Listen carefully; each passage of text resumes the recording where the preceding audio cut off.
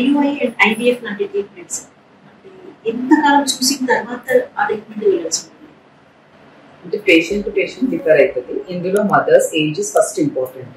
So అంటే తొందరగా marriage అయిన వాళ్ళకి ఈ IUI IVF ట్రీట్మెంట్స్ చెప్పండి, న్యాచురల్ గానే ట్రై చేయమని చెప్తాను. కొంతమంది ఆల్రెడీ అన్ని ట్రీట్మెంట్స్ అయిపోయి మెడికల్ ట్రీట్మెంటే ఒక ఇయర్స్ కొద్ది తీసుకొని చాలా సెంటర్స్ తిరిగి వస్తారు. సో వాళ్ళకి ఎగ్ కూడా తగ్గిపోతూ ఉంటుంది. సో ఇలాంటి వాళ్ళకి IVF చెప్తాం.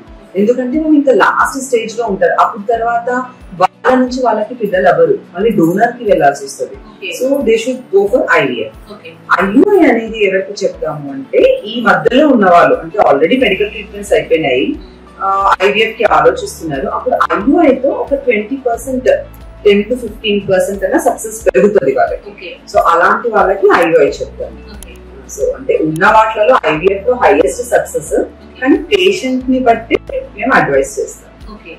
ఈ రెండు కాకుండా ఇంకా ఏదైనా అప్డేటెడ్ అప్డేటెడ్ ట్రీట్మెంట్స్ అనేది దీంట్లో ఫర్టిలిటీలో లాప్రోస్కోపీ ఉంటుంది. ఎందుకంటే అదే స్టేజెస్ లో వచ్చారనుకోండి, ఇట్లా PCOD వాళ్ళకి కానీ, లేకపోతే బ్లాక్స్ అంటే ట్యూబర్ బ్లాక్స్ అని ఇస్తూ ఉంటారు, నాళాల్లో బ్లాక్ ఉంది అనేసి, అలాంటి వాళ్ళకి లాప్రోస్కోపిక్ ట్రీట్మెంట్ చేస్తుంటాం.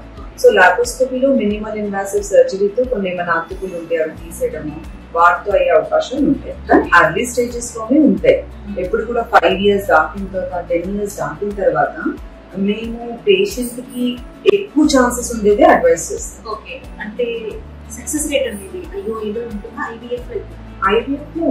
IVF లో 50% సక్సెస్ రేట్ ఉంటుంది. ఓకే, IUI లో it is very near to natural. దానికి IUI కి పెద్ద తేడా ఉండదు.